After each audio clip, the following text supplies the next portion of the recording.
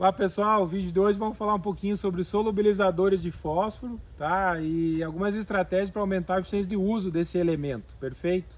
A gente tem feito alguns estudos nesses canos, que a gente consegue avaliar a parte aérea, teor de fósforo da parte aérea, desenvolvimento da sistema reticular, e visualmente a gente tem visto algumas diferenças muito interessantes, perfeito? Mas assim, ó, eu gostaria de salientar 5 aspectos para aumentar a eficiência do uso do fósforo. Por que isso? Esses latossolos que a gente tem, se a gente for fazer uma análise de fósforo total, a gente tem aqui mais de 2 toneladas de fósforo que está ou na parte orgânica ou na parte inorgânica, a maior parte, né, complexado, né, como se fosse um dinheiro que está aqui, está dentro do cofre e eu não tenho a senha, não consigo pegar, ele está bloqueado ali, perfeito?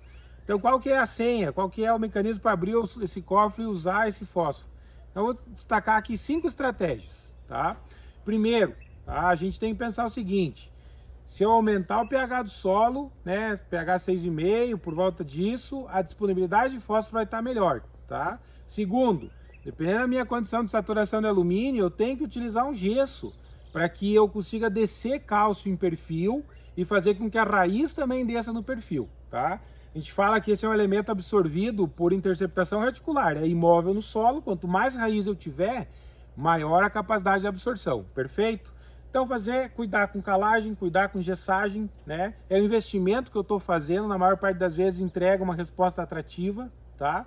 Segundo, a gente pode pensar em usar plantas de cobertura para ciclar fósforo no período outono e inverno. A gente pode pensar em adubação do sistema, né? Em vez de adubar 100, vamos simular a situação, 100 pontos de P2O5, tá? Eu faço 30 no trigo, 70 na soja. Se eu fizer 70 no trigo e 30 na soja, eu vou produzir mais soja lá no final. Por que isso? Porque a eficiência de uso do fósforo é de 30%, 35%, 40% na melhor das situações, né? Aí eu peço para vocês, vamos pensar junto. Qual que tem mais raiz? O trigo, né, com 350 plantas por metro quadrado, ou a soja com 30 plantas por metro quadrado, perfeito? Então a ideia de adubar o sistema de produção, né? Usar adubos orgânicos também tem uma disponibilidade mais lenta do fósforo, uma eficiência de uso maior, perfeito?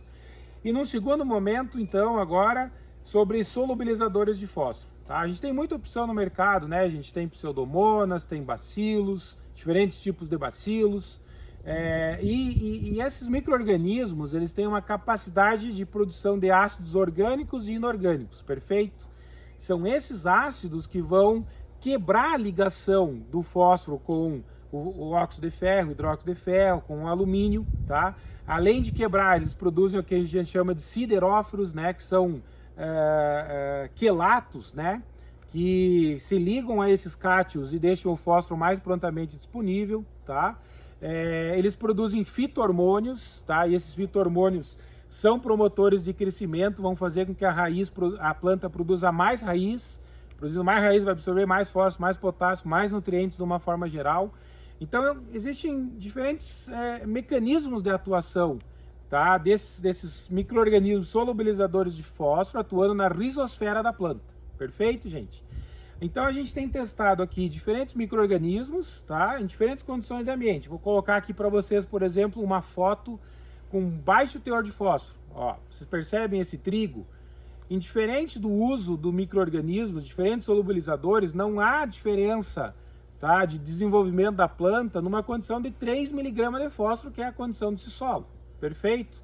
Agora eu vou colocar aqui, ó, uma outra foto que mostra a foto da direita, a foto de cima, ó.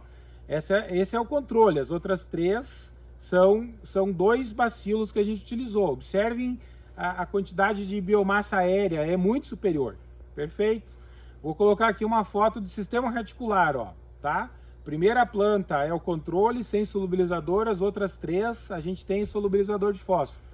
É visível tanto o desenvolvimento da parte aérea quanto o desenvolvimento do sistema reticular, perfeito?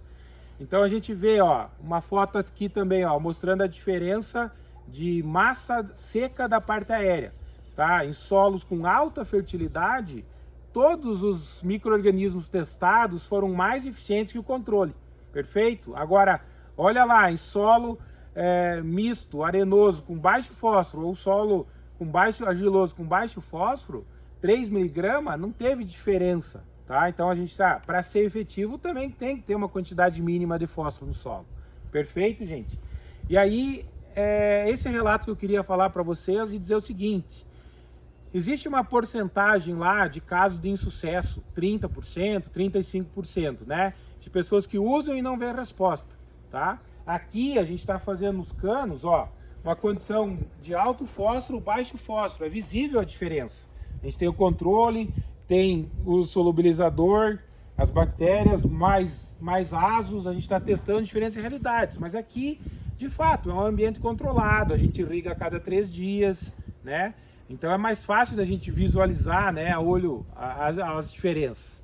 Por que a nível de campo muitas vezes a gente não observa as diferenças? Tem esses 30%, 35% de casos que não há diferença, né? Bom, o fato é o seguinte, existem milhares de interações, né, ocorrendo a nível de rizosfera. Como que está a biodiversidade desse solo? Como que está a saúde desse solo? Como que está a interação entre os micro-organismos, né? Existe efeito de competição, existe uma quantidade muito grande de micro-organismos fitopatogênicos que estão inviabilizando a ação dessas bactérias solubilizadoras de fósforo. Outro exemplo, como que você fez a adubação de potássio? Você colocou 60, 70 pontos de potássio na base, tinha umidade, emergiu, ficou 10 dias sem chuva. Como que está o efeito salino desse cloreto sobre o micro-organismo, entende? Então, a nível de campo, a diversidade de situações é muito maior do que a nível de cano, como a gente tem aqui, perfeito? De qualquer forma, a gente segue avaliando aqui diferentes solubilizadores em diferentes situações para respaldar melhor esse posicionamento, tá bom, pessoal? Queria aproveitar e pedir para você que usou e teve sucesso para aproveitar e deixar seu comentário. E caso você também não tenha visto diferença, né, te convido a gente pensar o porquê talvez que a gente não tenha visualizado essas diferenças que a gente tem visto de forma muito promissora, né, como uma estratégia a mais de manejo. Percebam, não faz milagre, tá? Usar o biológico de forma isolada não é milagroso. É sistema de produção, rotação de cultura, planta de cobertura, adubação de sistema, calagem, gessagem. E essa é mais uma ferramenta que pode entregar aí o adicional lá de 5, 6 sacas talvez. Perfeito? Tá? Então deixe seu comentário abaixo aí, se gostou do vídeo, achou que tem pontos a adicionar, e aí a gente segue evoluindo e conversando para uma agricultura mais sustentável. Perfeito? Obrigado, abraço a todos.